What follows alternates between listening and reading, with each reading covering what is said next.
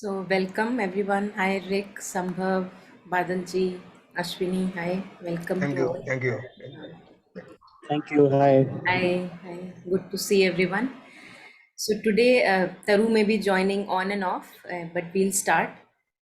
So just taking one moment to maybe gather ourselves with the mother. I'm putting her picture on. So just for a moment in gathering and then we'll start.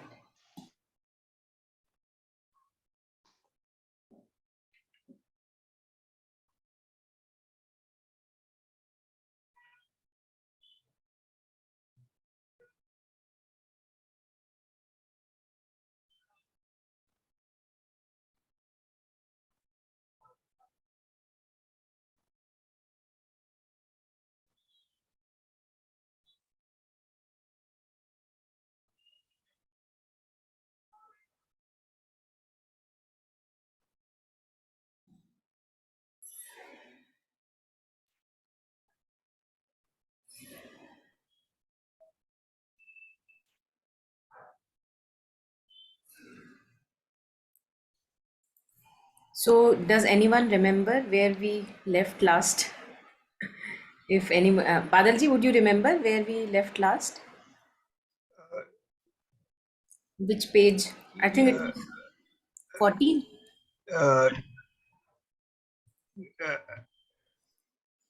I think give up desire. Okay. Oh, I think, yeah, this one. Now I understand. Yeah. Yes. So a child's desire, I think it was a very long passage Yeah. we finished last time. Yes. Yes. And today we can take up, did we do true need and desire? I think so. We started actually. Okay. Yeah. So maybe we can have an overlap.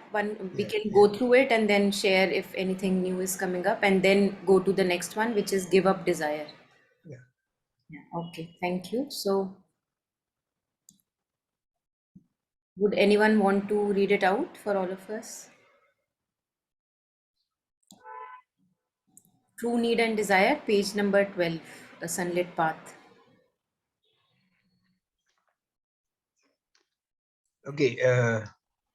Good evening, everyone. So I'll read it out. true need and desire. It is very difficult to find the borderland between a true need and a desire. And there we only face a problem which compels an extraordinary sincerity. For the very first way in which the vital meets life is through desire, and yet there are necessities. But how to know if things are really necessary, not desired? For that, you must observe yourself very, very attentively. And if there is anything in you which produces something like a small intense vibration, then you may be sure that there lies a desire. For example, you say, this food is necessary for me. You believe, you imagine, you think that you need such and such thing, and you find the necessary means to obtain the thing. To know if it is a need or desire, you must look at yourself very closely and ask yourself, what will happen if I cannot get the thing? Then if the immediate answer is, oh, it will be very bad, you may be sure that it's a matter of desire. It is the same for everything. For every problem, you draw back, look at yourself and ask, let us see, am I doing to have the thing? If at that moment something in you jumps up with joy, you may be certain there is a desire. On the other hand, if something tells you, oh, I am not going to get it, and you feel very depressed, then again it is a desire. Yeah, thank you so much, I Bharat. think we had gone through this before also, if I'm not wrong. Yes, we have. Yes, yes. Yeah. Good memory, unlike mine. So yes, we have gone through it as Badalji was and Rick was also sharing earlier. But I thought maybe it will be nice to have just go through it. I think we touched upon this intense vibration that something agitated within if I'm not going to get that thing that I want. Yeah. So that's where the desire lies. And last time, I think we were also touching upon uh, that this journey, human journey, is from desire soul to true soul. So usually we are identified as the desire. I am this desire. You know, if I am fulfilling a desire, I am fulfilling myself, and that identification has to be let go of, because desiring soul or the desired self is not our true self, and it always remains empty no matter how many desires we fulfill. So disidentifying from our desired soul so that we can step back in our true self. So those of us who are interested, Mother and Aurobindo at many different places, they share about walking away from desire soul. So you can go through those texts also. Any additions here? Anyone wants to add on anything before we move on to the next? I wanted to say something. So basically, we understand that desires lie on the mental plane.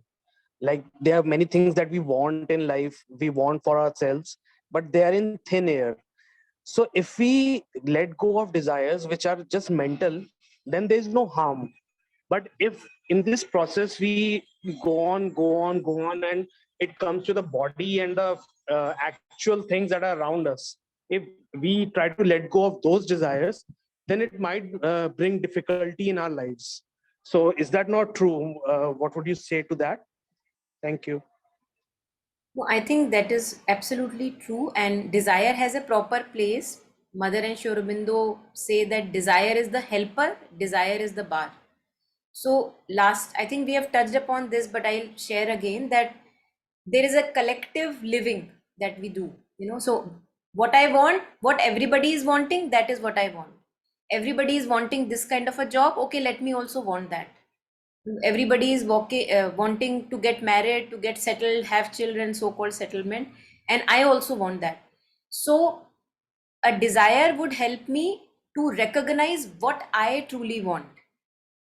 There is still an element of I, but this I now begins to differentiate itself from the collective mass of suggestions. And also, desire moves us away from the inertia that we usually live in. And the example I was sharing last time was that imagine that I fall in love with someone, so called romantic love.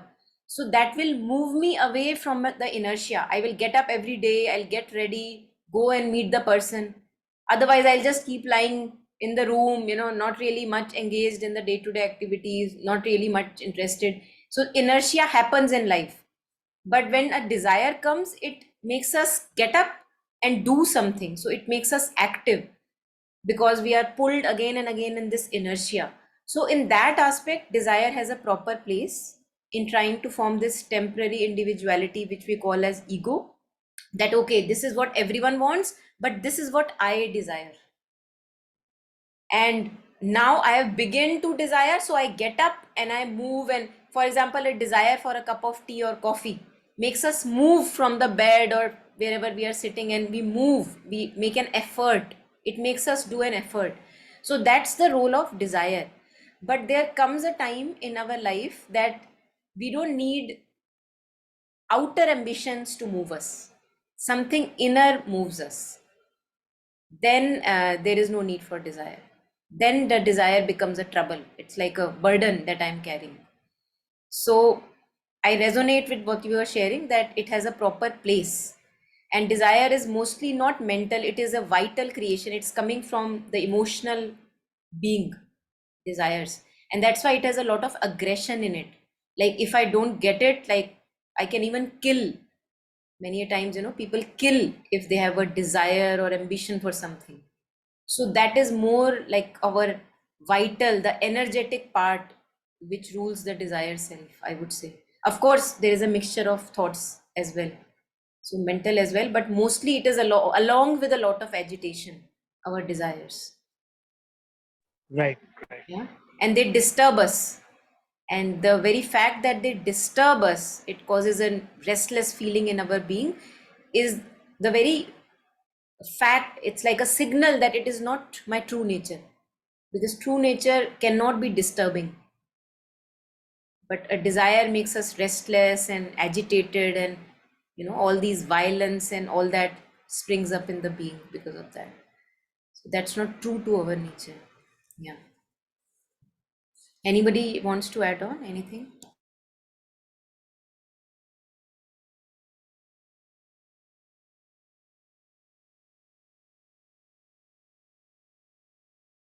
Okay, so if not, let's go ahead.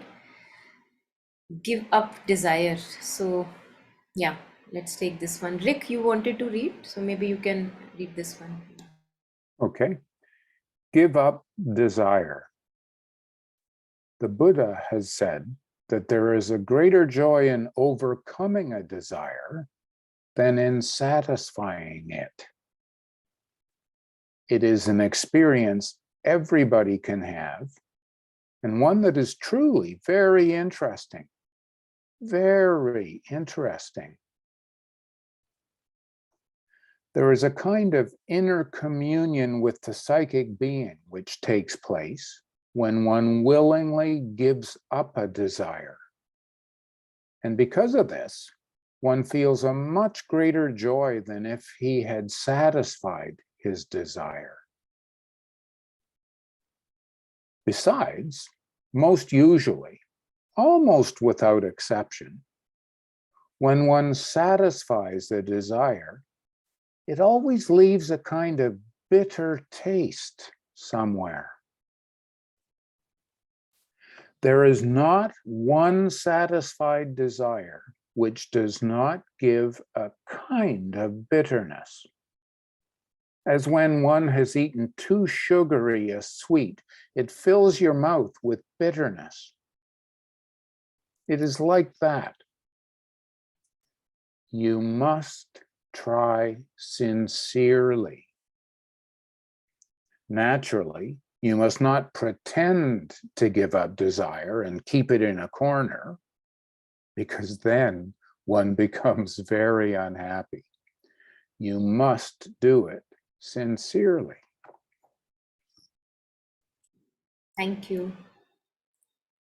Yeah. Anyone wants to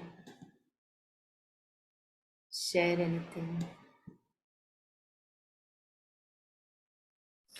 Well, it seems to me that this introduces a technique that we might use in our daily life here and there whenever we become aware of a desire. That's a difficult thing first, to step out and become aware, oh, that's a desire, but it's useful. And then to,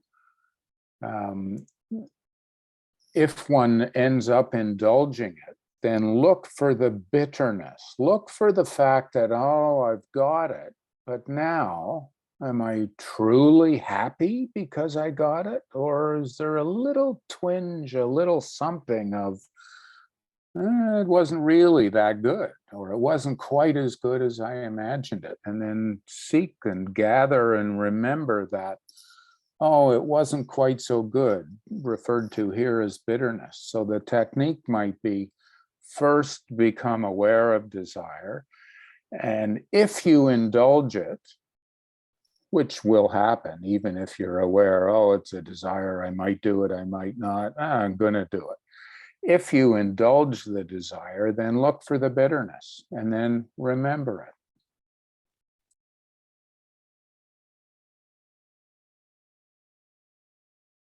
Yeah, that's a very good tool actually.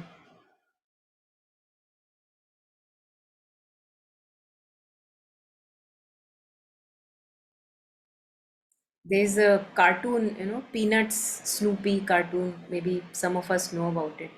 And there in one of the cartoons, he says that, I think it's Snoopy that says, the anticipation far exceeded the actual event. So that's what happens, in this case also every time, that we get too excited that, something is going to be added on to me. And if I don't get it, something is going to be subtracted, I'll be something less. But we see that, as Rick shared, that when we observe what happens when we indulge a desire, and that we still keep on wanting, doesn't get satisfied really. And also this bitterness that is there. And it's very beautiful observation that mother shares here regarding those of us who have ever indulged in eating one extra serving of this sweetness because you like it, and then felt maybe not worth it, bitter. Yeah.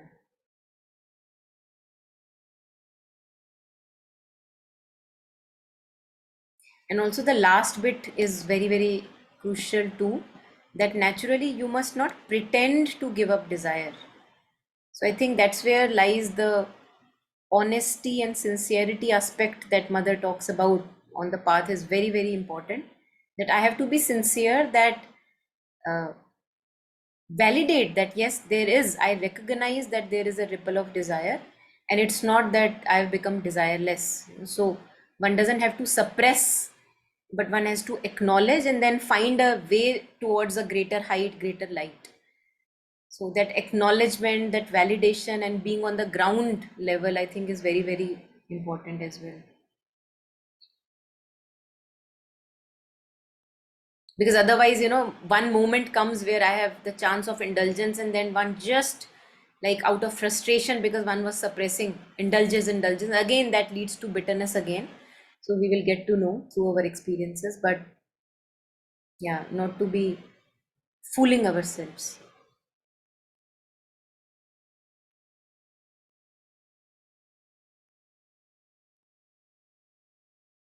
And the first half, the first few lines, I believe they also connect me to when mother talks about this journey from the desire soul to the true self. That when I step back from the desire, when I don't fulfill it, no matter how intense it is, it's almost like a tapasya that's happening. So there are like restless energies in the being which want to just go out and consume something, and so that they get settled. And what I am now doing is that I am just, the moment that ripple comes of desire and all these energies want to go out and consume something in order to get settled, I restrain. So in yoga, there is this word called yam. Yam is restraining, and it's a very important word. They say in those of us who are on the path of yoga of any sorts, the restraining movement. And also we see with Bhagavad Gita, we have Sri Krishna who has these 7 horses in front, and he's like pulling the reins. So it's like a restraint. So that outgoing energy which could go out because of its restlessness and consume something in order to get gratified and satisfied, it is now restrained and kept in the container, which is the body. So it's a kind of a tapasya that is happening, that one is becoming more solid, a container to restrain the energies, to keep them in gathered, so that whenever the right action is required, all this energy can spring out into action. So I have felt that this, whenever I have consciously done this, that there is a desire I see and I restrain, I have seen that it always takes one deeper in our being, and one, I feel that it connects us to ourselves more intimately because of this ingathering and restraining of energy. And then whenever a right action is required, which is a proper beneficial action, then that all that energy can spring out into action. Otherwise, we keep draining through desires. We drain a lot of energy. So that when the right task is there, we hardly have any energy left.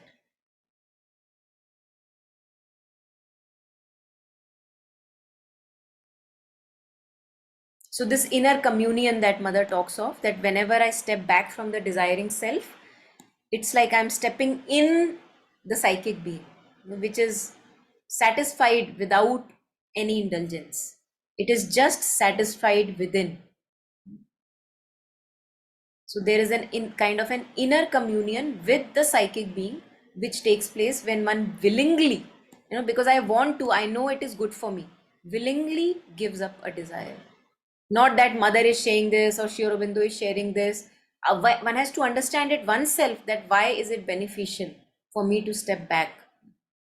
It adds on to our grace, it adds on to our tapasya, in gathers. And that's why one gets a greater joy, because one steps into the sphere of the psychic being, greater joy than if he had satisfied his desire. So again, I think one has to experiment, as Rick was sharing earlier, that it can be used as a tool. So I have to experiment, otherwise, no point. And also one has to suffer enough to know that this matters. Yeah, I feel that if we have not suffered enough because of running after desires, I don't really get convinced that I should suppress a desire, or not suppress, step back from a desire. It doesn't leave me in a good state. When the mother says that when one satisfies a desire, it always leaves a kind of bitter taste somewhere. So that bitter taste is also like a guilt feeling.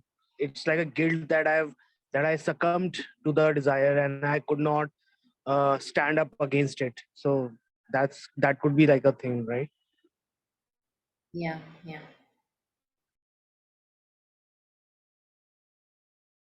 Yeah, any more additions, anyone?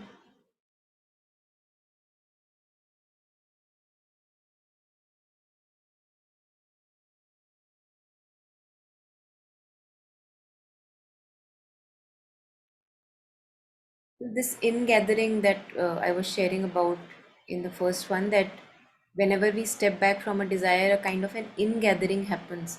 I feel personally, those people, those of us who are more oriented in the vital, they more are, I would say, more emotional and not mostly intellectual and mental.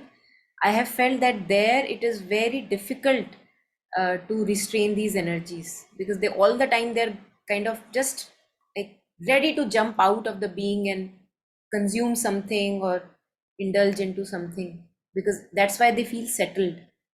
And this has caused much harm uh, to me. And I think that's where, because of the harm, I get convinced that no, that's not the right way. So that's where the blessing that suffering gives us, that it tells us that that's not the right way, that's not the right way. We are torturing our own self, we are torturing the other being, the more we follow this path. So I have felt very benefited, since I feel that I am more vitally driven. So I feel that I have had a very tough time, also still have many a times, that this restless energy, like bubbling energy, it wants to just go out and latch on to something. And then, with slow experiences and all these experiments, one in gathers and calls all the energies in the being. So there is a kind of this inner communion, and one is very satisfied with being with oneself and not wanting to throw away all these energies out there. Yes, Ashwini, you want to share? Are you saying, I think a lot of people have that problem. I think it's basically just by being in the surface that it causes a lot of chaos. Maybe just staying within probably be the best protection.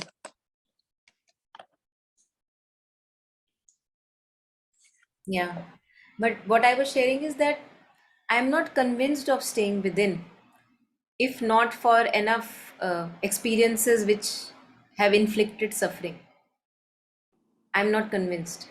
So once I have suffered enough because of this living on the surface and going out again and again, throwing myself out somewhere, I think that gives me conviction to stay within.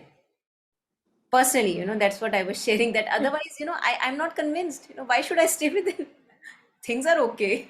Why are you asking me to stay within? But when No, I that's correct. suffer, Yeah. yeah, Yeah. yeah, please But go that is ahead. the solution. Yeah. Yeah, yeah, in gathering is the solution. That's true. And the best way ahead. Yeah. It is difficult, but that is, don't know another way.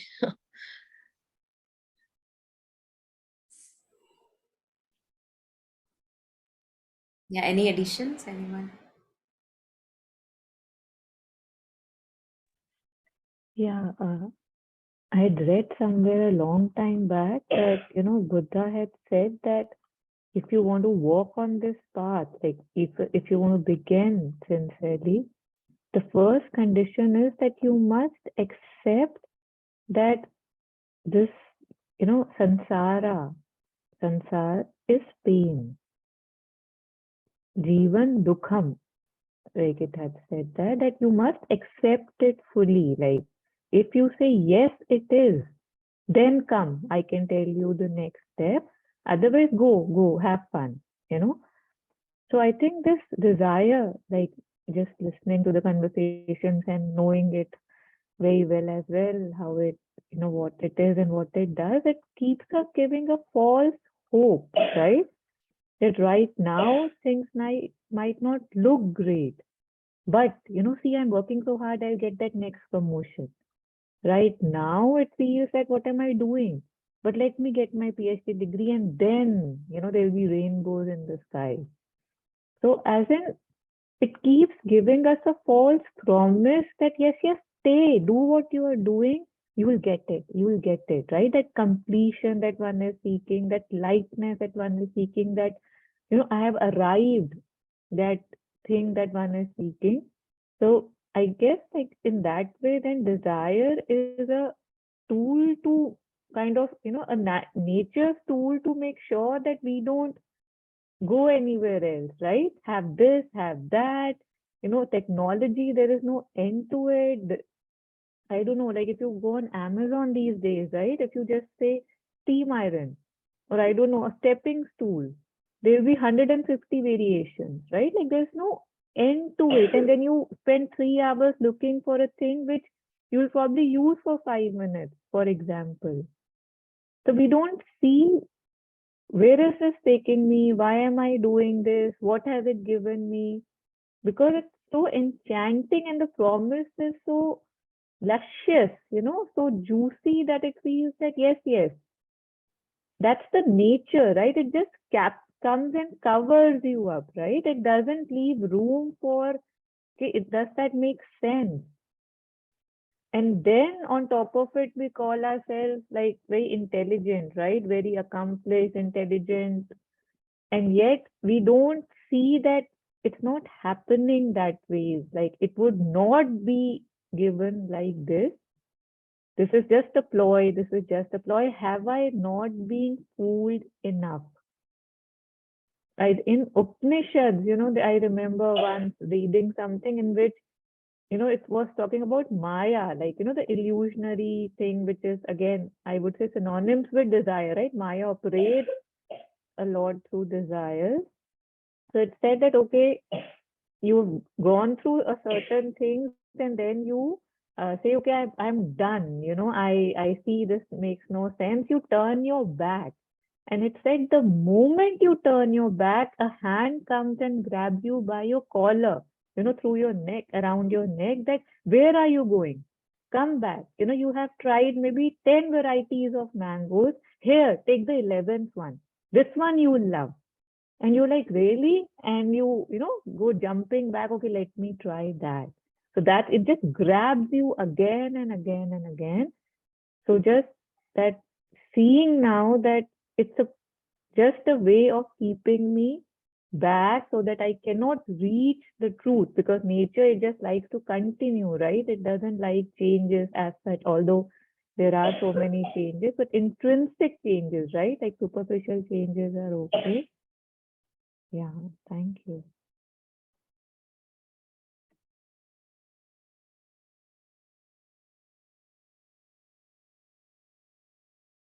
It's a good distraction, as you were sharing, again and again, a newly clad distraction comes, and we think that, again, as you were sharing, a new promise, not maybe not now, going within later. Yeah. So there was, when you were sharing, I got reminded of these lines from Nolini Kant Gupta. So there was this, I think this essay that he wrote, which we were discussing in the other circle, where a few lines really badly resonated with me. He says, once a man knows what he is and holds fast to it, refusing to be drawn away by any necessity or temptation. So when you were sharing, this came that refusing, but here is the effort. It won't be effortless. This path is not effortless. So every time a temptation, and I think this would also reflect very well with how in earlier times, especially in Indian tradition, we see that there were rishis, and they were doing their sadhana and tapasya, and then a very beautiful women, from somewhere from the heavenly realms, she would come and dance in front of that rishi, so that he gets distracted. And then many of times the rishi won't budge and she would go away, but many a times he would budge, either with anger or something, and again distracted. So in whatever way, we do get distracted. So this was very, very relevant for me. Once a man knows what he is and holds fast to it, refusing to be drawn away by any necessity or temptation, he begins to uncover himself to do what his inmost nature demands and takes joy in. That is to say, begins to create. Because one aspect of soul is creativity. So we create. He calls this the creative soul. And that is where it resonates with that each one of us has an individual swabhava. And that's very, very special to us. Nobody is born with that kind of a permutation, combination of inclinations. So that is what we have to discover, and we have to hold fast to it. That's what he was sharing. Very, very unique, very special to us. Because when we begin to compare ourselves with others around, all they are doing, we begin to lose this natural thing that has been given as a gift to us. So to nurture and foster our natural abilities, capacities, to hold fast, refuse to be drawn by any temptation, or even necessity. And necessity would mean that circumstances are demanding that you don't follow that inner call. All the times we are plagued by circumstances. Once my son finishes 10th class, then I will attend to my inner call. Very, very common with us. Once my family settles down in such or such way, then I will attend what is truly necessary. So I think this is very common. So one has to know that there is no end to these entanglements. Never will a day come when we will be free of entanglements, which will be calling away. So in the middle of all these things, wanting to draw our attention, that I am important, give me attention, give me attention. I attend to that call which is most important to me. That's where the Aryan spirit of Sri Aurobindo would lie.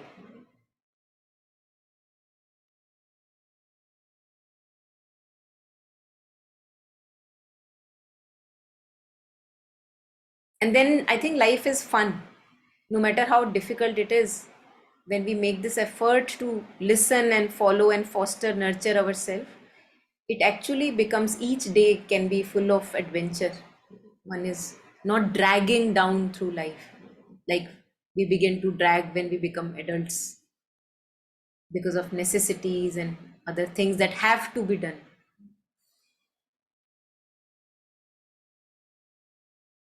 Yeah. Yeah. Any further comments, anyone?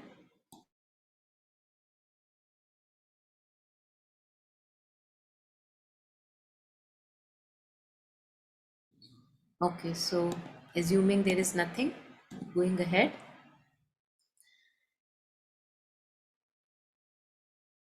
Yeah. So, this one is also a beautiful passage. Win your little victories.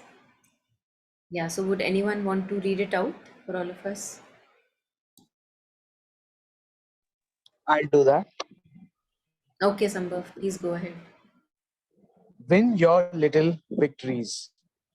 If through an effort of inner consciousness and knowledge, you can truly overcome in yourself a desire, that is to say, dissolve and abolish it, and if through inner goodwill, through consciousness, light, knowledge, you are able to dissolve the desire, you will be, first of all, in yourself personally, 100 times happier than if you had satisfied this desire, and then it will have a marvelous effect.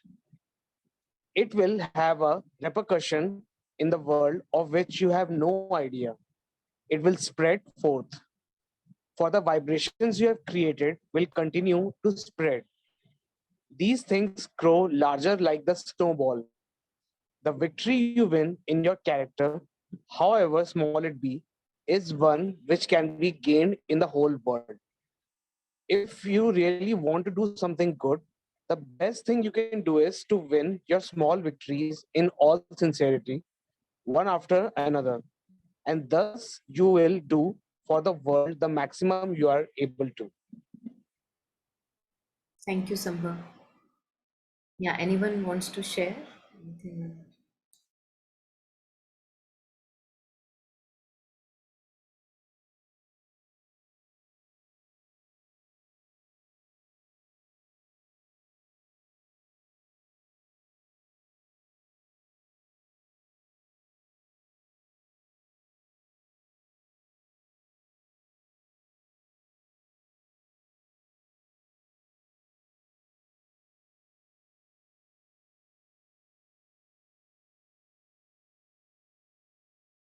So, mother shares. Yes, Ashwini, please go ahead. Dissolving a desire sounds like a very big task.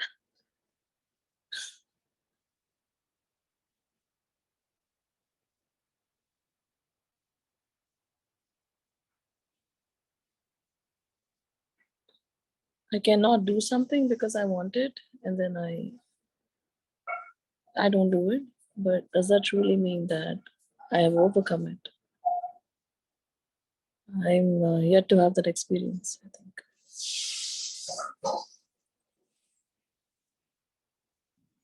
In this movie called A Beautiful Mind, which I happen to share again and again, because it really reflects this dissolution that you were sharing, talking of, that does it ever get dissolved? So one thing, one a very bright hint that I got out of that movie. So there was, those of us who are not versed with the story, there is this mathematician, John Nash, a true story, and he begins to have hallucinations where he sees people around him, and these people call him to do various tasks for him, and he's engaged in doing tasks and assignments for these people, and gets very, very entangled being involved with these people. Now, later on, they realize, people who are living with John Nash, they realize that he's actually hallucinating. They are not real people that he's dealing with. They are figments of his imagination. Like, he sees them as real, but they are not real. They are not real because the other people can't see them. They are not able to see, but he is able to see. For him, they are very, very real. Like, he can touch them and sense them. He knows that they are real. That real. That's how our desires and our imaginations are so, so real to us. Because if somebody says you are hallucinating, I would not say that I am hallucinating. I would say no, but it is real for me.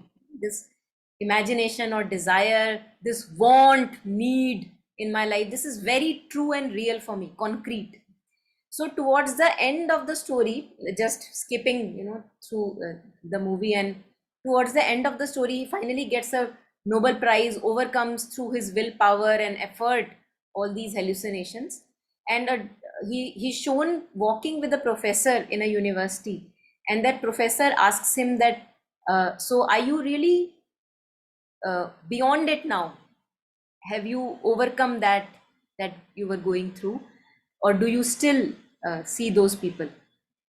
So he actually, he's looking around, and then he sees those people sitting on the benches over there, and he says, no, I'm not beyond it. I still see them, but I choose to ignore them. And that was such a powerful, has been, so far, that I see that, as you were sharing, does it ever get dissolved? Because you see the ripples are there, you see them arising in the background, they are there, they are not going anywhere. As long as this ego consciousness has a hold on us, so too, these ripples and these images will keep brimming up. But the more I'm sure of this inner consciousness knowledge the mother talks about in the first few lines, the more I am away from their grip.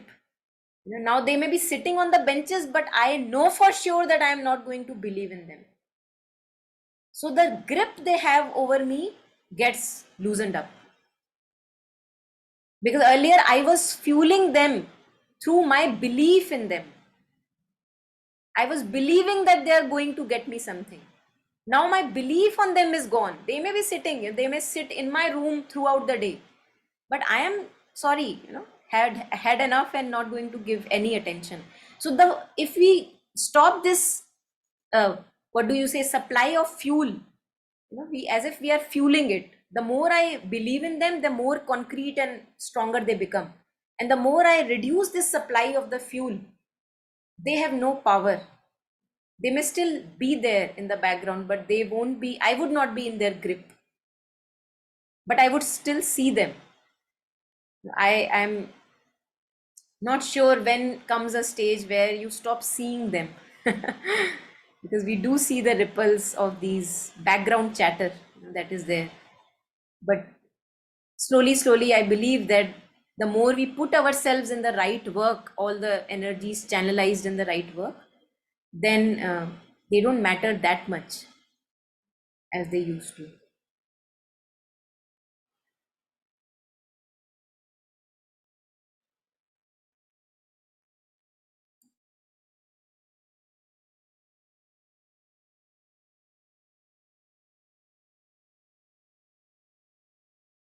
So Jayashri is sharing very difficult to ignore. So very simple. When it is difficult to ignore, indulge, suffer. because then you will get convinced. So this hanging in two boats, leads us nowhere. That on one side you are sharing, oh, it's so difficult to ignore, I'm not able to ignore, but also not indulging. So we don't get, because all of us would know that through our experience of indulging in desires, we have gained conviction that that's not the right path to follow. So indulge, so this being in two boats leaves us nowhere. That something is simmering, but I'm not able to, it's throughout the day you are actually totally, your mind is occupied with that. Have you seen that? Whenever something is there brimming, which wants your attention, throughout the day your mind is just focused on that.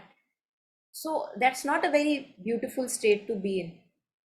So give it a go, and then you will be convinced. That experience will make us convinced. There was a person who was talking to me, saying that that person was used to living all by herself, alone, and now she has to live with a family. And now she's sharing that I'm so used to my so-called licentious freedom that I'm not able to keep up with people around me and wanting to have me behave in certain way. So I just shared with her that find a new place. So this being here, not adapting, wanting to be here, being in the two boats, struggling and tearing of pants in between, not a very nice place to be.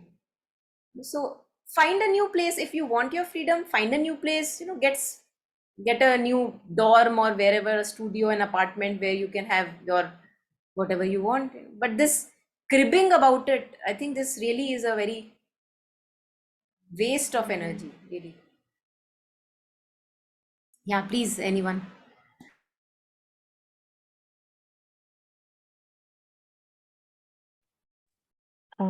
Yes. Rick, please go ahead, please. I'll go after you. In the sense of, yes, it's difficult to give up desires. And then in some sense, they never truly go completely away. There's still a residual. And that's similar to as we work to reduce the dominance of our ego, we have an angry pattern that we become aware of, and slowly through our awareness and our effort, we reduce the dominance of that pattern. And even at times we might think, oh, I finally conquered that. I'm not judgmental anymore. And then you go along a day or two, and then boom, you find yourself with a judgment creeping in the same sense that we never truly completely conquer, or at least I haven't, conquer our ego, but we can come increasingly effective at it. So too, we can become increasingly effective at removing desire.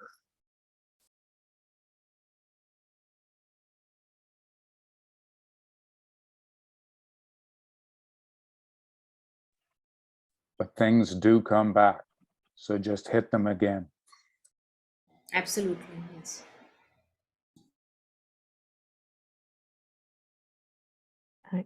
These things do come back, and what you had shared about from the beautiful mind, there's something in me which believes that every time something is presented to me, I have to respond, right?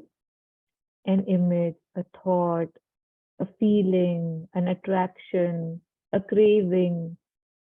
Like I have to do something, right? Either I have to use breath work and take it away, or I have to do certain practices, or I have to indulge, as in it feels as if I am a slave to those impulses, those, it's like an object subject kind of a relationship. And yet the example that you shared was very factually, simplistically saying that I can choose to just sit back, right? And that's a very small thing. say, okay, I don't know, I like a certain thing which I know doesn't agree with me, but I really like it, right? So the next time I feel like having it, I'm saying that that desire to have it can exist while I can continue with my regular thing. I don't have to, nothing new. And yet, I think this realization that not doing anything is also a choice that I have.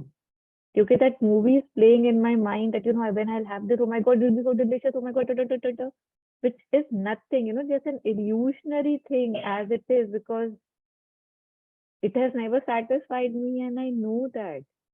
So just knowing, like again, just sharing from my own experience, which were again very recent, that knowing that the tapes can play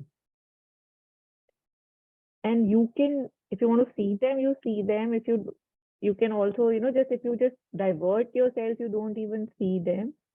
Like not doing anything with these is my option. It's a very beautiful, freeing power, which feels like, how did I not know this before?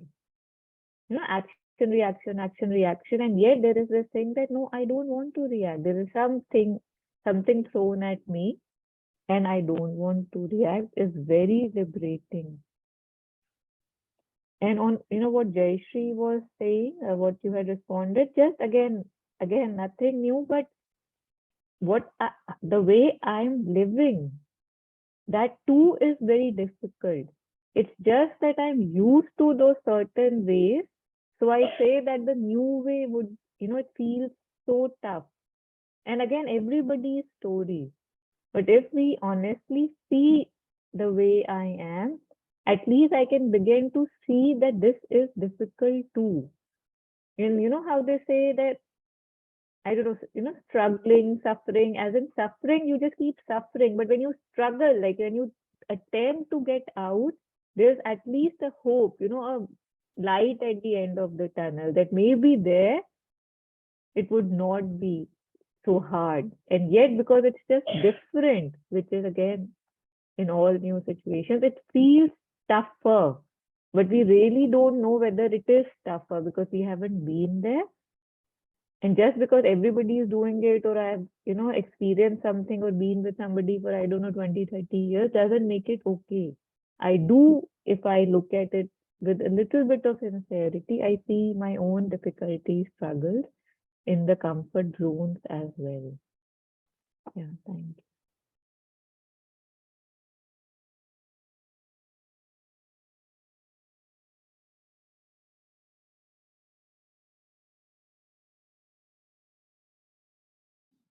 So, Aurobindo and Mother have shared at several places how to engage. Yeah, I think you were talking about diverting attention when things come up. So it's very important, I feel, especially for those of us who have lots of energy. So if there is something that draws your attention, like pops up and, want me and I will promise you something, some fulfillment. And we know that it's not helpful for me. So I want to divert my attention. It really, most of the times, it is not easy for us just to do the neti. Oh, I am not giving you attention. I am not, stay away, stay away. So this is not going to work because our energies are not channelized in any direction. So Mother talks, Aurobindo also gives about pointers on this, that I'm just going to read it out for all of us. So he says that when a habit of these moods, depression or revolt, has been formed, I think Taru was pointing at these habits, how we are just stuck in these grooves. When these habits are formed, they cannot be got rid of at once. There are three ways of doing it. And he says, what are the three ways? First, to strengthen your own will so that nothing can come or stay as it likes, but only as you like. Second, to think of something else. Plunge the mind in some healthy activity. This has been a very, very important practice personally for me, because the more intensity you have towards any desire or passion or anything, the more it draws you towards itself, the more you would need a higher activity of even a challenging kinds, so that all that energy which was now going out there in a hurtful, harmful activity now can plunge itself completely in this new loftier activity which is serving the divine, which is not harming anyone, neither you, neither somebody else. And that's why mother says that people who are working through their vital more, like they have more emotion, passion, intensity, they can be very good servants of the divine. So they can either be good slaves of desires, or if all that energy now is convinced not to go there, where will it go? It's brimming full, this, where will it go? What will it do? Then it takes up a task which is very challenging, so that absorbs and uses up these energies in a beautiful manner. So all those, I think, very hopeful for those of us who are run by mostly intense energies, that the more we are prone to get into the desirous way, hurting ourselves, harming others, the more there is a capacity for full devotion at the feet of the Lord, because there is so much energy. That's how, that's the kind of servants one needs, that whenever energy is required, the servant is up, okay, tell me boss, what is required. So this is very helpful. And then the third one that he shares, second is to think of something else, the plunge the mind in some healthy activity, and the third is to turn to the mother and call in her force. And I believe that these can also be done parallelly. So while you are engaging in activities which are towards higher light and benefiting in nature, we can parallelly call on the mother, and so that to give us strength to stay put on the right track and not to get again overwhelmed, or run away in the wrong direction. And again, I think there is no wrong direction. Somehow the structure is like that of creation, that the divine makes use of all our stumblings. So even if I go into that so-called wrong direction, some or the other experience I will get, which will get added on to my understanding. So it's a very safe net that we are in, I believe.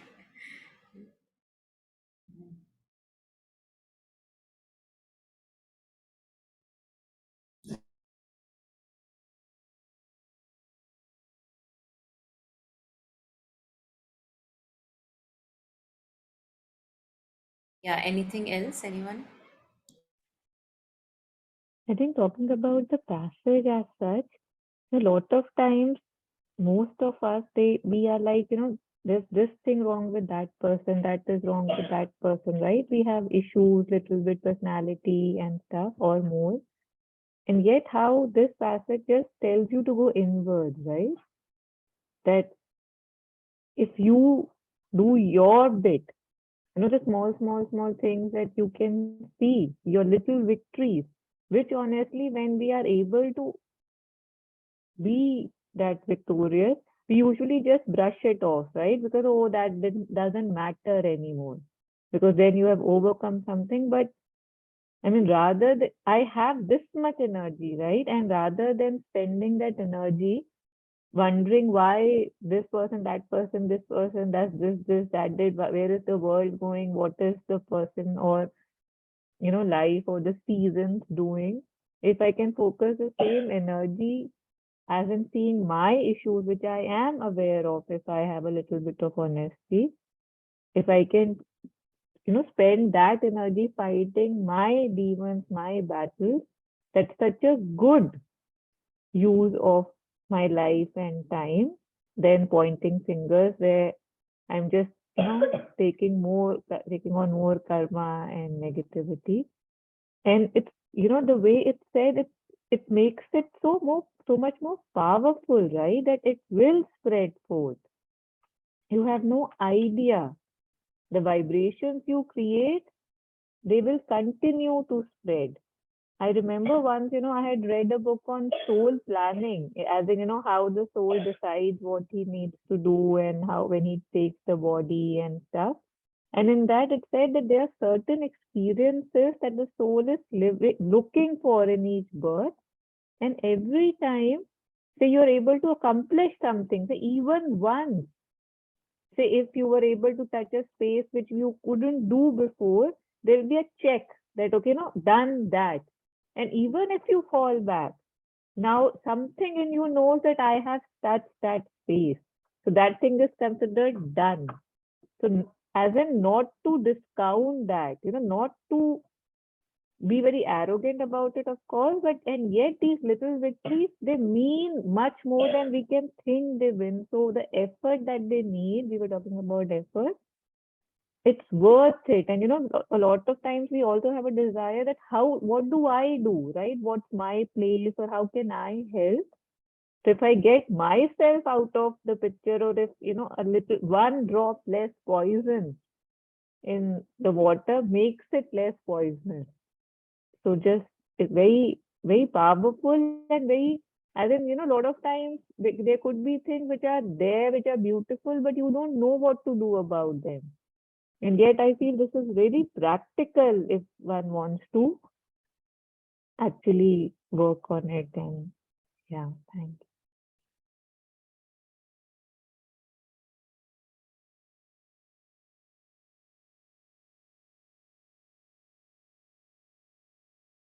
So this aspect of this one,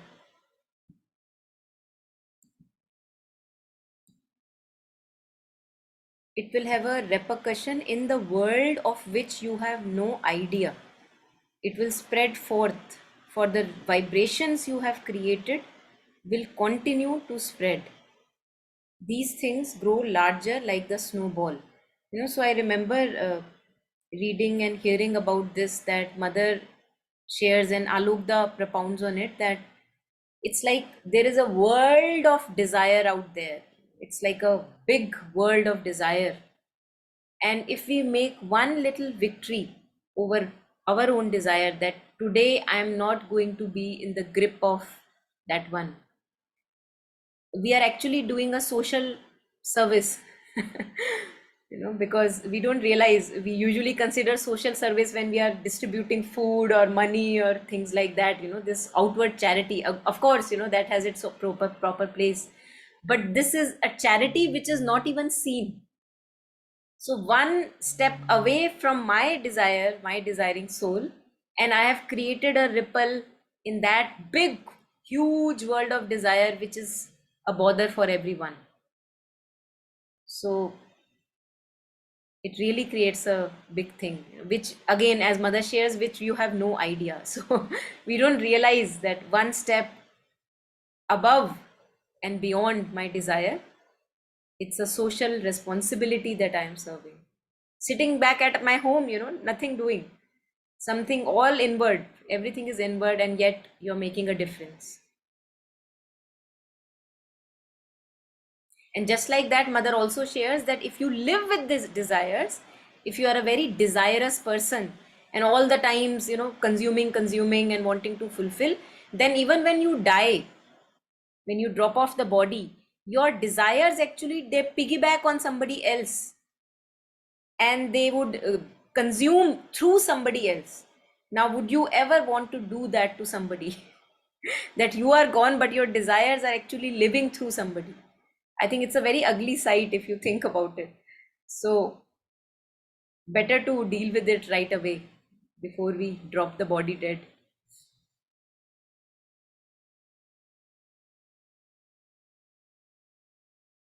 Even these cribbings and complainings that we have, if we get addicted to these complainings and cribbings, that they also don't die when we disintegrate. When the body disintegrate, mother shares, they don't die. So these vital entities, they keep living. The cribbing keeps living, the complaining keeps living.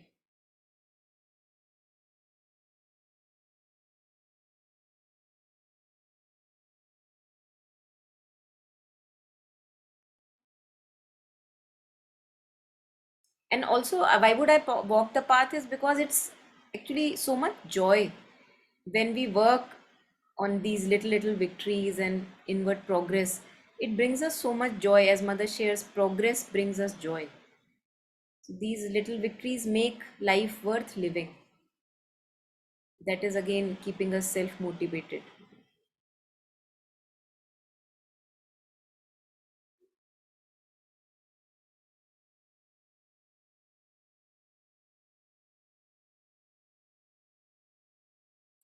I also want to share that there have been times where I have seen that there is a desire from my past. It has come up again and it is too overwhelming. Like it's almost like an entity which is standing against me. It's like standing in front of me and it wants me to listen to it. Now I am hell bent that I am not going to listen to you. I am sure about it because I have suffered enough. So I am not going to listen to you enough. Now what happens that always so far it has happened most of the times when it's a bigger one, something which is very one of my weak spots, it has happened that there comes a phase that I have to go through a very dark cloud for a couple of days, in the sense that this dark entity who wants me to attend to it, it's standing right in front of me and it wants me to give attention.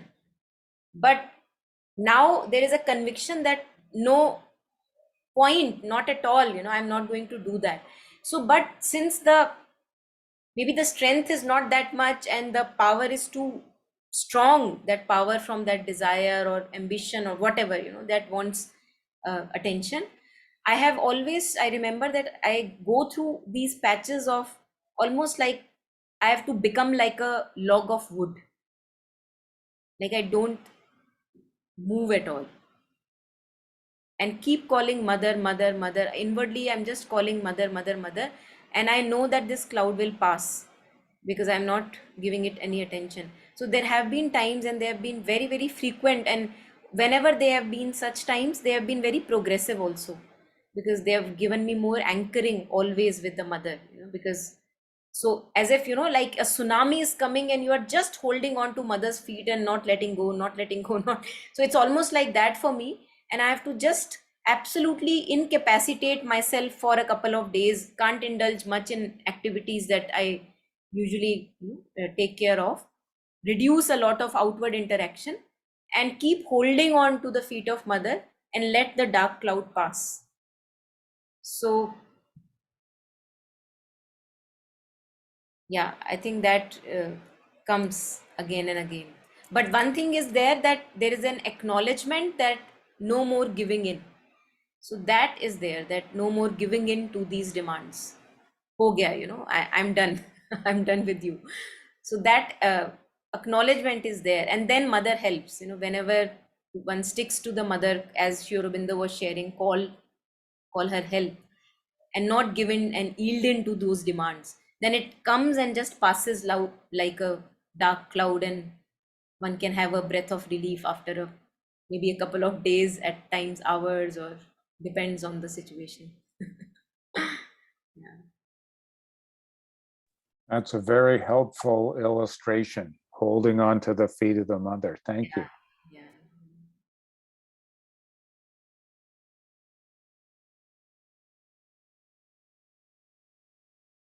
And also a lot of physical unease, because ego consciousness is ingrained. Ego has lived in this body for a long time. It doesn't leave the house so easily. So one has to go through a lot of physical unease at times also, when you are not yielding into these bad demands and sticking to the mother. There is a physical discomfort that one has to go through, because the ego is not ready to leave the place. It's like a tenant, you hire a tenant and the tenant says, now it's my home, I'm not going to leave. So it takes a while before the tenant realizes that, I'm really not the lord here anymore. So physical discomfort also I personally have faced, especially during these times where I am resisting an ill demand, which I'm not going to yield into.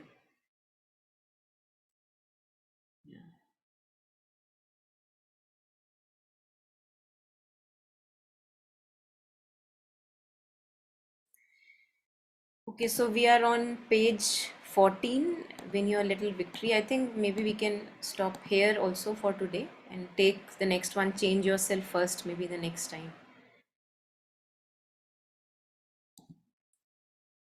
Yeah. Any last comments? Any reflections? Anyone?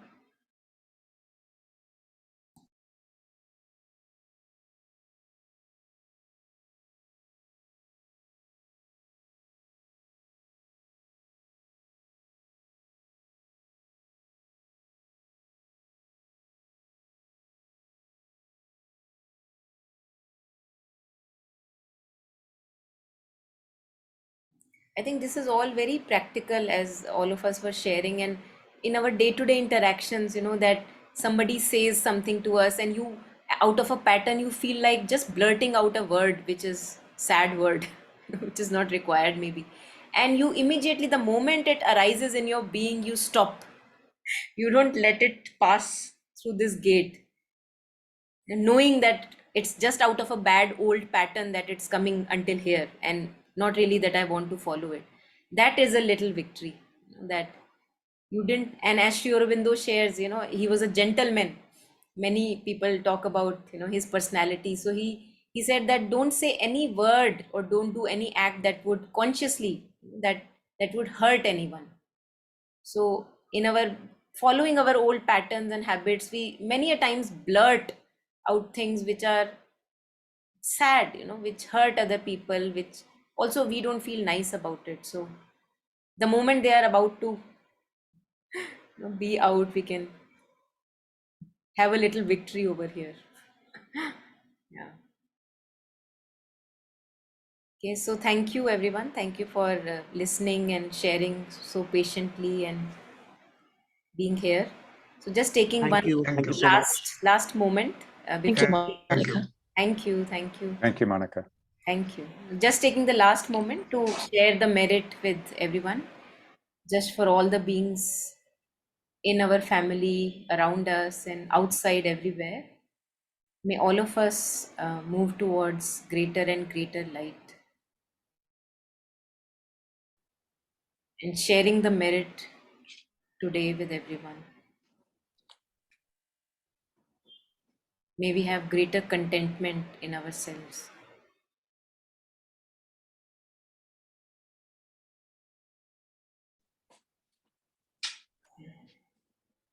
Thank you. Thanks, everyone.